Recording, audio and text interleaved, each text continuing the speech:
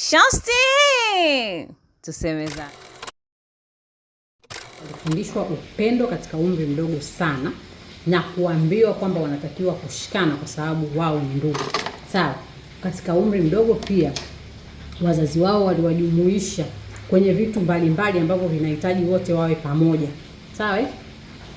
Kwa ajili ya upendo, kwa kuwajumuisha kwenye kazi za pamoja, kwenye kusali pamoja, kufanya ibada pamoja, kuonyesha kwamba hakuna mtu mwingine nje ya nyumba ile inaweza kuwastiri kama ndugu zake.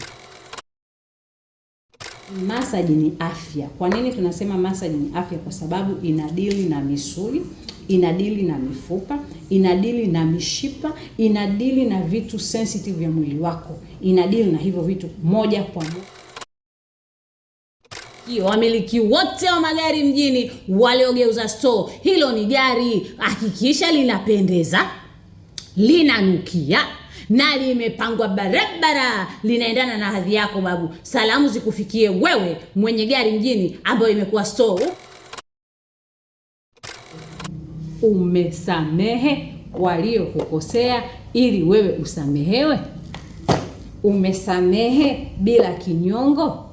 Umesamehe kwa sababu imagine Mungu anakopi msamaha wako. Yaani anakopi ile msamaha wako kwamba wewe umesema nikusamehe kama ulivyosamehe waliokukosea. Si unabeba kinyongo na mimi nabeba kinyongo. Si unabeba chuki na mimi nabeba chuki.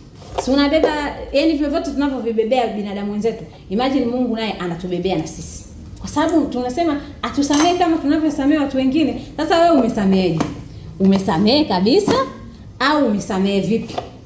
Yaani umesamehe kabisa au umesamehe, yani umesamehe nusu nusu. Sasa kama umesamehe nusu, huyo Mungu tunayemuomba naye anasamehe. Tusemezane.